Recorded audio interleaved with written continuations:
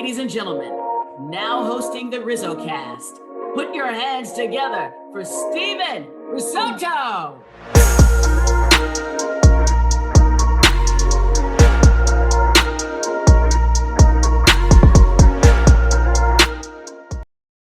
What's going on, everybody? And welcome. My name is Steven Risotto. I cover the San Francisco Giants for SFA, and I'm the host of RizzoCast, a podcast that features current and former big league players, coaches, fans, media, and others who are regarded as some of the brightest minds around the game of baseball. Today's guest is Craig Sargent, the newly named head baseball coach at Archbishop Riordan High School. If you are a longtime listener of this podcast, you know that I'm always jumping at the bit to highlight my alma mater at any given chance. Craig and I discuss his recent hiring, the plan to transform Reardon's baseball program, coaching with his dad, hiring a rather well-known individual as a pitching coach, Bay Area sports fandom, mentor, develop, and win. That's one of his philosophies. Bringing leadership, blending old school and new school, so much more. This is episode number 168 of RizzoCast. Let's get started. All right, and we are back on RizzoCast with Craig Sargent, and Craig is nice enough to hop on the podcast, take some of the time out of his busy day. Craig, how's it going? Welcome. It's going great. First day was yesterday. Lost my voice a little bit, so pardon me. I'm so excited to be here. Thank you for having me, and I'm ready to rock. Yeah, ready to rock. And it was announced yesterday, for those that don't know, that you have been named the new varsity baseball head coach at Archbishop Riordan High School. And if anybody's wondering like why I always focus on Reardon, it's because I went there. So I'm very partial to Reardon. So always got to get those guys on the show. And congrats on the new gig, Craig. And what have the last few days and weeks been like for you, kind of getting everything finalized? Emotional.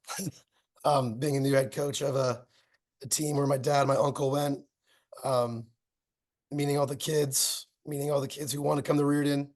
It's a bit emotional, but it feels like a big fat Italian family with Jay and Bob and Danny Curtin and Joe Kopp and all the Coach Adair and Coach Curtin, and you name it. I've been got my flowers, whatever you want to call it, but it's humbling for the first time for my life where I can't even talk right now. Yeah, that's awesome. And it does feel like, one big family at times. And I could sense that too. And I sensed that when I went there too. And we're going to talk a lot about your like Bay Area connections in just a second, but how did this opportunity come about for you? And what was the process in kind of making it happen? Yeah. So I train and I've been developing young kids from 8 years old to high school. My nephew 4 years ago, he was 8 years old. He wouldn't listen to his dad. His dad, Johnny Bologna, he was a hell of a player, played at Sarah, played at UC San Diego, and his kid wasn't really listening to him. So my nephew, trained the last 4 years. He's gone pretty good, and more kids are coming for trainings, doing private lessons, pitching, hitting, and I really want to jump into coaching. And was searching around public schools, WCAL, the opportunity. Me living so close to Reardon, was hoping, if the job became available, hopefully my name was on the list to have the chance to interview. Luckily, the opportunity came. I reached out, and the last couple of months, going through the interview process, learning about Reardon, learning about your culture, learning about everything you guys do, felt right at home. And that process took, like I said, about 2 months, and we're here, and here we go. Yeah, and you mentioned that you've got a family Reardon connection. Your dad went there, your uncle went there, and I saw that your dad was class of 1982. And I've come across a lot of people. I don't know about you. I've come across a lot of people who never went to Reardon, but have that sense of connection through family. Like you have, there's people that tell tales about Reardon and stories about campus through like a really positive lens. How much did you hear about that from your dad and uncle growing up, and what was their message about the importance of Reardon and the experiences they've had there? Sure. I mean, obviously different now with girls attending there, but being an all boys school, and when I attended Sarah, it was, very similar, but tight knit group, bunch of brothers, if you will, where at Sarah's the same type of thing. We're gonna see the type of thing. The difference that I saw talking to my family, these city people are way different. The old school San Francisco folks really, really bleed, purple and gold, where, maybe they're not showing up to the games or the basketball games, but they're talking and pounding the Reardon drum everywhere I go, especially in the city. There's the S, the Sacred Hearts, but everywhere I go, I meet someone from Reardon. It's their grandfather. They're so connected, like you just said. It's so true. I'm finding out people that I've never even like met before. Like, oh, I'm a big Reardon alumni. I'm getting texts and calls the last 24 hours where it's overwhelming in a good way for the support, and it makes me feel right at home. Yeah, I'll be standing in line at like Popeyes in Colma, and I'll have like just Reardon shorts on, and somebody will say, "You went to Reardon? My cousin went there or something." So it's like one big connection that you see all over the place. And for those that are wondering, maybe the last name Sargent sounds familiar. Your dad is working for the 49ers, right? Yeah, for the last 18, 20 years, not 20 years now. He's the director of broadcasting, so been around the team for a while. Hopefully win a Super Bowl here soon. We've been itching for it, but regardless, yes. Yeah, so that's where that name sounds familiar for anybody wondering. Um, so Reardon has been, relatively inconsistent, in producing baseball teams that stack up with some of the other schools in the WCAL. And how does that script get flipped? Like, why was this an appealing opportunity to walk into a situation like this? And what are some of the overall plans to kind of usher in this, the so-called new era? What are some of those plans, and how does it get Reardon back on top from a baseball standpoint? Our three biggest pillars is mentor, develop, win. What I've seen in the travel ball world, if you will, these guys aren't being mentored, they're not being developed, and I've seen so many arm injuries. Um, really honest communication. And it sounds simple, but relating to the kids, understanding their path of what they want to do beyond high school, beyond baseball, actually talking and spending time with the families, the kids, understanding what they want to do. I believe the passion is coming from them, and I've heard it the last couple of days meeting them. To flip the script, if you will, it starts with that. It's going to take time, of course, it's a new role with a team starting from scratch. Let's call it what it is, and the opportunity to build a program with the people who I'm surrounding with and the staff who I'm hiring and who have been hired to surround me with. I'm confident that it'll happen. Don't know when that'll happen, but we have the right people to make that happen, which I've seen with the Giants, I've seen with the Niners, I've seen these organizations, the head coaches, and their philosophies. I'm putting that all into Reardon, knowing Kyle, knowing Bruce Bochy, bring these guys and these heads of my own mind. I'm sure we can jump into the people I'm hiring, but I'm surrounding myself with good people, man. I really believe in that. Yeah, we'll get to that in a second. I do want to circle back at some point with the mentor develop win, because I think that's important too. But what are you excited? Like, have you pinpointed anything about like how like what you're excited for most about this? Because it's a new opportunity. Everybody's probably looking forward to. Everybody that works at Reardon's probably looking forward to a fresh start. I know you're definitely looking forward to this. But what are you looking forward to most? The kids, honestly, it's developing the kids, that watching these kids progress and being better men, better baseball players throughout the process. Not that one game they go 4 for 4. Those games and they go 0 for 12, and understanding, overcoming, failure in this game, which, let's be honest, this is the hardest game in the world, and you fail more than you succeed. So getting through these kids, and the mental side of the game is not taught in this game. And that's something that we're going to be focusing heavily on. So watching the progress of these young boys come to men. Yeah, I think it's taught. It's just not taught well. So hopefully that's a good goal to focus on. Um, and let's get into that coaching staff. I know like if you're able to, who are some of the individuals that you're planning on bringing on board? Yep. So you mentioned my dad earlier. He is coming on board. He was at Sarah for the past 8 years. So he's now my assistant coach. My pitching coach is a name that I know Mr. Bill Laskey. He pitched for the Giants for a while. He was my pitching coach. I threw submarine like Tyler Rogers. That's why I have back problems. But no, in all seriousness, we have those two guys to surround ourselves with. our JV coaches, Dave and Andrew Leary, who started the Feds or the Godfather with Jerry. So coming from San Mateo, coming to the people who I've known my whole life, having the same philosophy, having the same communication, having the same bunt coverages, we all have the same philosophies and bring that into Reardon. It's going to be a new look. It's super exciting, but I don't have to worry about any of the coaches from junior, JV to freshman, and then the freshman coach, Jeff Ramirez, who's been at Reardon for a couple of years. I'm highly well respected, hell of a baseball player. It's just all positive. Yeah, Jeff is gonna definitely get my flowers. He's one of the best coaches I've ever had. He's one of the best people that I know, and really cool that he's able to stay there. And really cool some of the other. So you get to coach with your dad. Is that something that like you've dreamed about doing? Because he's coached before, right? He's coached me my whole life, and Yeah. he's been the hardest on me when I coach. So everyone, the whole daddy ball era, quite the opposite with me, and everyone around me. You'll hear it. Um, Humbly and biased enough, I guess. He's the best coach I ever had. Became the man who I am today, and I got this opportunity for guys like that. Well respected, no BS, straightforward, and no secrets. There's this like, how can I help you? Pretty much. So I'm blessed. Yeah, no, really nice. And Bill Laskey's a name, obviously, that's been he's been on this podcast before. Jeff's been on this podcast before. Bob Green's been on this podcast before. So a lot of Reardon connections have been on here before. But Leia Laskey's been on here before, and he's a name that a lot of people know. Obviously, you mentioned, big leaguer for the Giants in the '80s, and he's also one of the voices of radio and TV here in the Bay Area, doing some Giants analysis on KMBR and whatnot. So you mentioned he was your pitching coach. When did you first meet Bill, and what was that process like trying to get him on board? Well, it was honestly easy in the best way possible. Him and my dad go way back.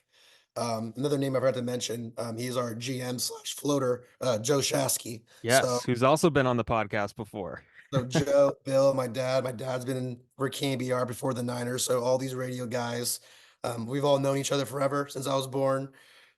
Once it became an opportunity, I asked Bill, I want you to run pitching. I got to continue my playing career because of Bill throwing submarine. I was a second baseman and I wasn't the best hitter.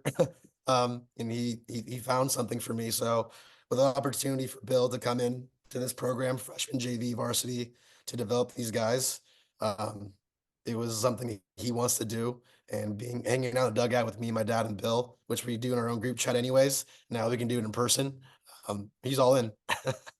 Do you think like there's this like theme of broadcasting with some of these coaches, like your dad, director of broadcasting, Lasky, Shasky, and do you think that's going to help like with the communication? I don't know how it would help. I don't know if there's a correlation there. Maybe I'm just looking too far, but like, do you see anything in that where it's kind of like a cool little trend to have?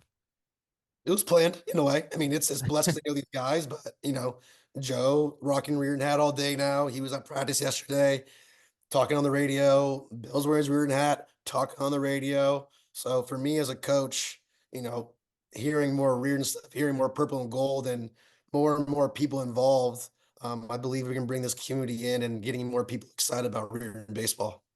Yeah, no, really nice. And I want to get into kind of your upbringing a little bit. You're a product of the Bay Area. You graduated from Carlmont in 2007, played a little bit of college baseball at College of San Mateo. How did you get involved with sports from the jump, and when did you realize that they were kind of a passion for you?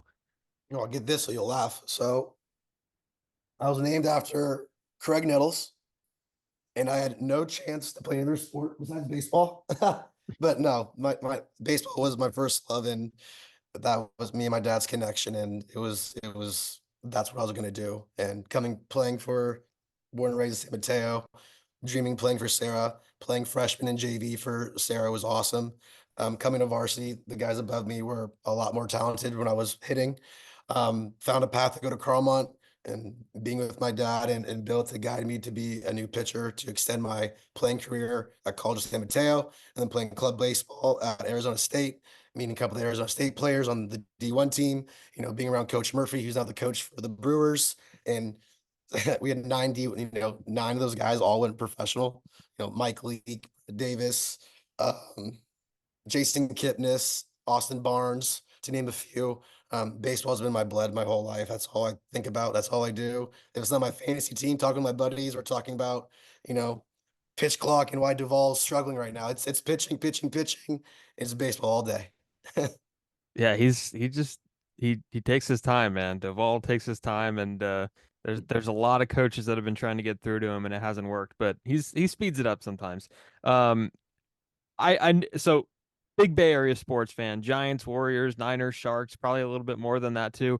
Who are some of the athletes that you grew up idolizing in this market? Are there any guys that like stand out? Deion Sanders.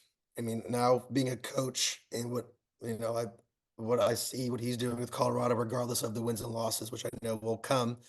That's kind of how I feel coming here. You know, it's a new program that people it was let's call it once respected the baseball program, and now not as much. Where he's revamping it. Watching him, I know the cockiness. I'm not as much cocky, but confident is a little bit different. And big believer of speaking to the kids and creating their path. So Dion for sure. For football, but even though for baseball wise, man, question. There's so many guys that I can think of. Like I'm the biggest Nolan Arenado fan. I just like the way he plays. I love Bryce Harper. For the younger generation, they play every day and they never want to be taken out of the lineup. You don't really see that nowadays. But being a Giants fan my whole life, those World Series were a lot of fun. Tim Lincecum, I wore 55. Nomar Garcia Parr, I wore 5. Jason Kidd, my number's 5. So all the 5 guys were, I fell in love with. That's really cool. Yeah. Is there a favorite like baseball moment that stands out? I know you mentioned 3 World Series runs.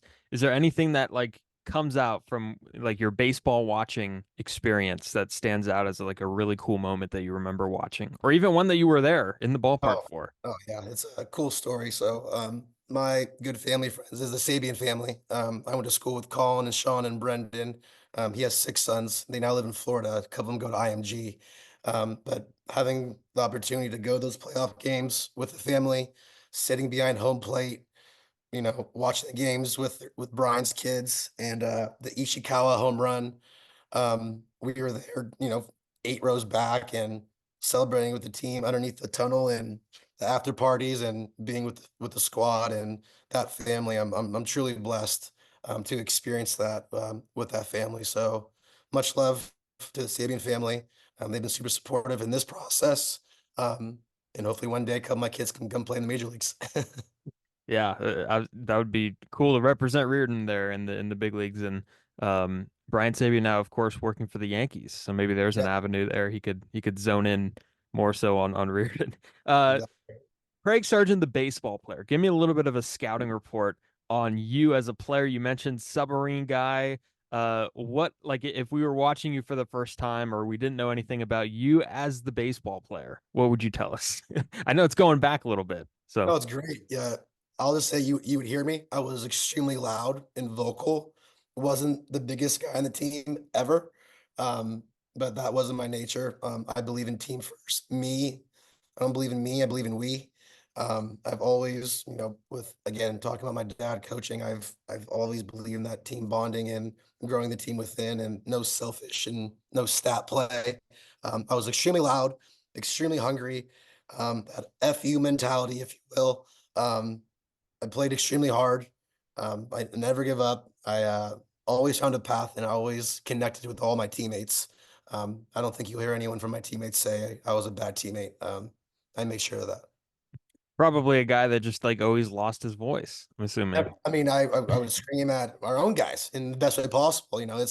I have incoming 6th, 8th graders. We started yesterday, and there's 35 kids out there, and day one lost my voice. Yeah, no, there you go. And I was reading the press release and it said that, obviously you have experience coaching Millbury Little League, working with the players through the Sarge Heroes organization since 2021. Tell me a little bit about that past experience that you're bringing to Reardon and kind of what you've gained from it that you think will, help things impact things at the next level. Sure. I mean, it comes back to communication. Speaking to an 8-year-old trying to hit a baseball, speaking to an 18-year-old, the difference of ages, even from a freshman to a senior, there's different waves of communication to relate to a kid. That experience, I think, is going to help me tremendously with high school kids who, let's call it, haven't been as successful as a team. Watching my little league kids 4 years ago who couldn't win a game to now they're 10-run ruling everybody, and the success and the smiling and the parents and the developing and all that kind of coming to fruition is humbling, man. It's these kids weren't good a couple of years ago, and now they're beasts. Now, like, I won't play high school baseball for you, coach. Like, I mean, I'm serious. 14 of them, all the kids on my 12U team, they were all there yesterday. Not one kid missed. And that's paying kids coming to camp, believing in me and the program. And that's just so humbling to me where they believe in it.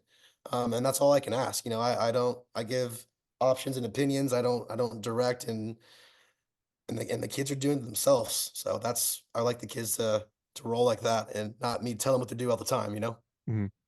Yeah, and look, there's going to be some people probably that look at the experience and look at maybe the Millbrae Little League and look at some of the other stuff and say that maybe you're not qualified for this opportunity, Sure. especially like coaching in the WCL. And we Yeah. talked about how competitive that league is. How would you respond to something like that? Like, why do you feel like you're ready for this position? So this is the cocky part of me is whoever is saying that, are they coaching? Are those fans? Are those parents? And it's okay. I mean, I would if I read that, I would say like, oh my God, where's the coaching experience? Being around the Sabians, being around the Laskeys, being around my father in the baseball world and understanding of how to be a coach. And even though it's literally for 4 years there, um, I've had experience being around baseball players, so how to relate to players, drawing up practice plans. I've been doing it for a while and not being as my role. I've been around baseball my whole life. I never did anything else. Never watched cartoons. I should probably be reading more, but I'm watching more baseball. This is my blood. I bleed baseball, and I love to show and prove people wrong for people who say that. And I'm just excited to do it. Yeah, I got some baseball book recommendations for you if you're interested. I'm Uh, interested. how do you like create an identity on the peninsula? Because you know the peninsula well, being down there for a lot of your life, and like I'm in Pacifica, Sure. and I know there's a lot of Reardon kids that go to Pacifica, and a lot of people just don't want to take that drive to Sacred Heart Cathedral, and a lot of people maybe don't want to go to SI for other reasons or down to Sarah. How does Reardon get that identity on the peninsula, especially, something that could separate itself from the SHs, the SIs, the Sarahs? How does Reardon become that place that people want to go to play baseball? It's the culture. It's no false promises. I see all these other high schools with these travel ball programs, which I'm sure we will have here soon. I see 30 to 40 kids on a roster, and half of them don't play. That's not a baseball team to me. Every kid on my team will have a role. Every kid will understand their role during that game, not me putting a lineup on there and them guessing. That's awful for a kid. That's not how you communicate. So to find an identity, having that role for these kids, believing in these kids, and having reciprocated back and forth is how we're going to build it. I believe in the last several years here, when it comes to culture bonding, there wasn't a lot of that happening. I want that. I want to go to Giants games. I want to do different things with the team outside of baseball. Everyone's baseball, baseball, baseball, which is great, but there's other things that these kids need to understand more in life to be more as a tight knit group. Watching that with the Giants, those guys are all best friends, man. Like I'm serious. Like I grew up around Barry Bonds and his family. Barry Bonds didn't win World Series. Those teams weren't as close. Him and Kent were fighting all the time. Those Giants teams, yeah, the pitching was great, but all those guys loved each other. They did, and they won 3 World Series because of it. So why can I not do the same thing up here with the kids that believe in themselves, believe in the school, and believe in the community and the alumni who have their support, which I don't think they really knew they had. But in the last couple of days, I'm telling you, the support is huge, and I believe a lot more people will be coming to Reardon High School to show the love, regardless of how cold it is. Yeah, no, it gets crazy in some of those night games, and the wind, like the ball travels right down the right field line, and like that's it. So like it's like the pop-ups that happen in that ballpark are just insane. And I want to get back. I said I would get back to it. The mentor develop win. It's in that order, right? Yep, you got it. And what do those three words like mean to you? And let's touch on mentoring first, because mentoring and developing first, because as a leader in this program, new leader in this program, do you have to have like prep strategies to implement in terms of leadership? Like it's only June, and that's probably something that's going to come with time. But is that something that you've begun to think about, like ways to implement some communication strategies, some other ways to kind of generate some leadership in the program? Oh, for sure. I mean, I spend the time with each kid. I mean, hour each Zoom call like this. I already spoke with all of them. I want to get to know the kids, um, telling them what I'm expecting, and I have to earn respect for all of them. But when it comes to playing WCL baseball, they should be lucky. It's a privilege. So again, mentoring these kids, it's schoolwork, right? That's the worst. I've seen coaches where all of a sudden kids don't make grades. That's my responsibility to me for these kids to be having those grades, having a path to go to college, and hopefully furthering their career for baseball. That's the mentoring part that is kind of lost in all this, where it means something to me. Where, like I told you earlier, it's more than baseball. These kids, there's a college, there's a career all ahead of them. Don't ruin that now for not trying or not giving an F. There's more to that. So that's the mentoring part to instill their confidence, because right now it's just not there. But in the last couple of days, they're motivated, they're excited. And so now let's see it. We start practice next week. So it's we'll see. Yeah, and I had a freshman coach. His name was Coach Vern Rustry, and he would always say, "This is a privilege, not a right, to wear this uniform." And I guess you're not an old guy by any stretch. How old are you? Like probably 30s, right? Just turned 35 last week. Well, happy birthday. Thank you. So not an old guy by any stretch of the imagination. But a lot of the players that you're going to be working with have grown up with like a different type of baseball than you have. And, I'm sure it could sound like you're talking like two different languages at times, especially with, maybe with Bill and your dad who are older too, and maybe used to different pitching philosophies than what the kids are being taught now. What are some of your expectations for connecting with those student athletes in a way that will lead to success? Because I know sometimes the languages could get mixed up with, some of the different schools, right? The old school, the new school. What is the way to kind of connect that and blend it into one? So all my pitchers, I'll give you a perfect example. All the pitchers who are on our team, some have their own pitching guys, trainers. I called them. What are some things you're teaching them? How are you communicating? Where are you finding success, failure? The old school mentality to the new school. How hard can you throw? I'm not into the whole velo thing. That's where all these guys are hurt. Steven, like top 10 guys in the pros right now, 8 of them are out. Why is that? They're maxing out. They're playing all year round. There's no rest. So again, it all comes to communication and understanding there's a plan, stretching routine, band routine, running routine. There's going to be more of a structured plan throughout the year, not just 125 pitches and throw 95. Like that's the max and the launch angle stuff. All these data is great, but it's gone overboard where they're looking at the wrong things to be a better baseball player. Mm. Yeah, and I mean, a lot of it is a lot, and I know a lot of high school programs have established kind of that technology that's out there. They use TrackMan, they use Rapsodo, they have different tools to calculate pitch velocity and exit velocity and launch angle. There's the drive line warm up balls, all that sort of things, and is that something that will be a little bit of interest to bring into the program? Because I know a lot of you mentioned you talked to some of the pitching coaches. I'm sure that they use some of those tools. So is Reardon going to be dipping kind of into that technology For just a sure. little We're not bit? going to be left out. Yeah, we're not going to be left out. Yeah. We're definitely going to have those things, but that's not all we're looking at. I like the perfect blend of analytics and old school mentality. Cough, Bruce Bochy. He just won a World Series with the Rangers with the exact same formula. You know, not a knock on the Giants, but when Kapler came to town, it was all analytics. How'd that work out for that one season? I mean, I'm just being honest. There's got to be a blend. So the blend of Bill and my dad, and a blend of myself and another coach that I can't name yet, but coming on board who's my age. We have the 2 younger guys and the 2 older guys mixing together, along with the JV, along with freshman Jeff. We're gonna be doing academy style practices. Freshman, JV, and varsity are gonna be on one field. I'm gonna see everybody. So when it comes to mentor, develop, and win, you know how it goes, Steven. When you're on a freshman team, you're on the freshman team. You don't talk to the JV team. You don't talk to the varsity team. It's 3 separate teams. Now we're all going to be one program. So all 8 of our coaches can see everybody and we can talk to the data guys. We can talk to the old school guys. They're gonna understand what we're doing. It's one heartbeat.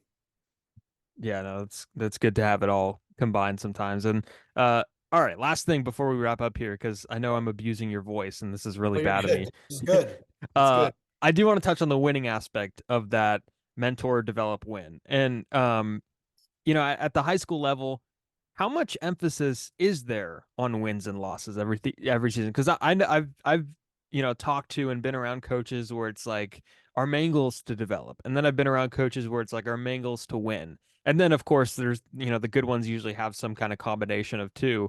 What is your way of kind of emphasizing the wins and losses every season?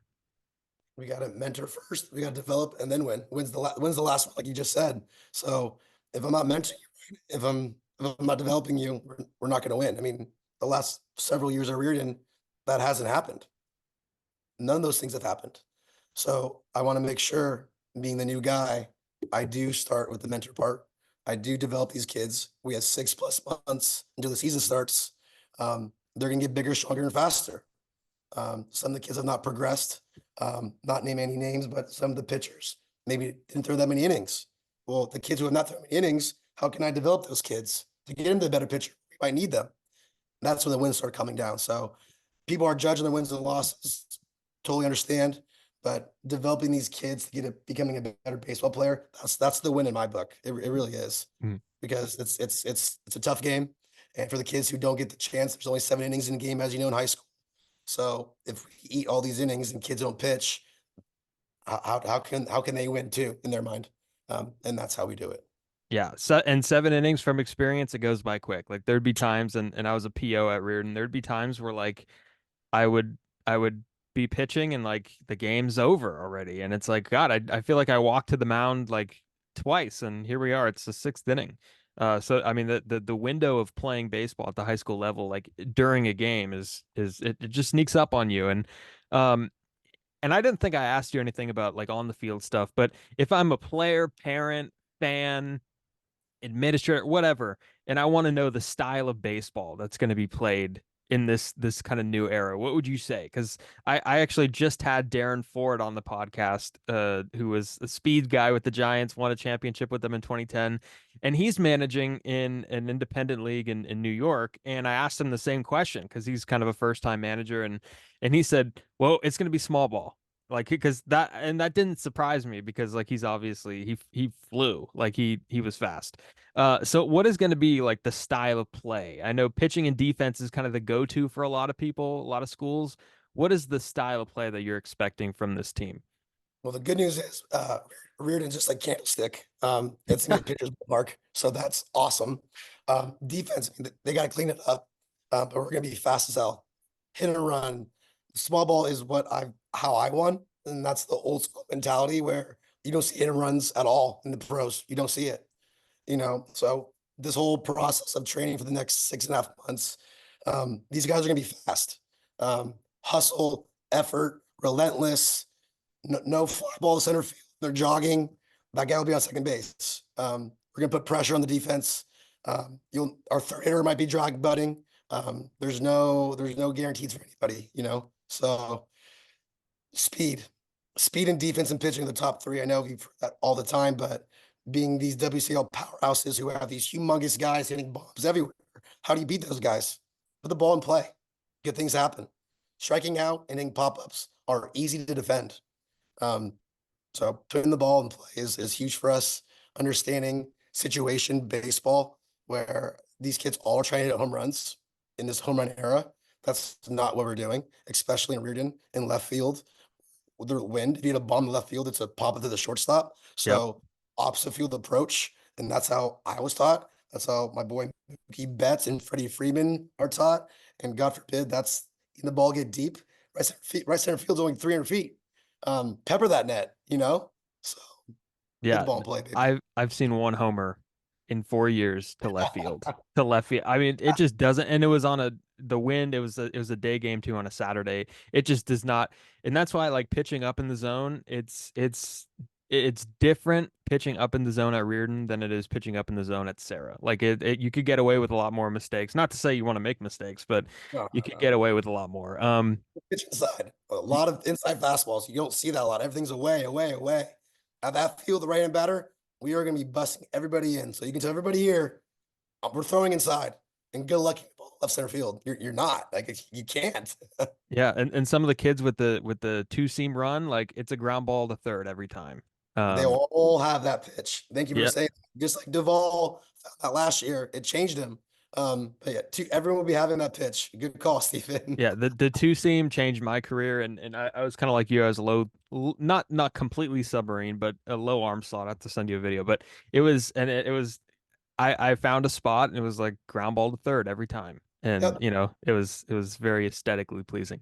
Last thing here, and I do want to kind of compliment you here because you reached out to me, and I'm sure you've reached out to you mentioned you reached out to the players and some of the people that they worked with. Why is it a priority for you to kind of get in contact with the alumni of the past? Because I think when I saw the message that you'd reached out, I was like, oh, that's pretty cool. And I think a lot of other people might have that same reaction. Why was it important to get kind of the alumni involved? I'm a new coach. The experience, like you mentioned before, uh, they have those questions and how to overcome those objections and thoughts. I want everyone involved, and you guys are the Reardon alumni. I didn't graduate from this school. I want to get to know you guys. I want to know how you guys roll. I want everyone to be a part of this. It's not about me. Like I told you earlier, it's about we, and that's including you, Stephen. That's why I reached out to you.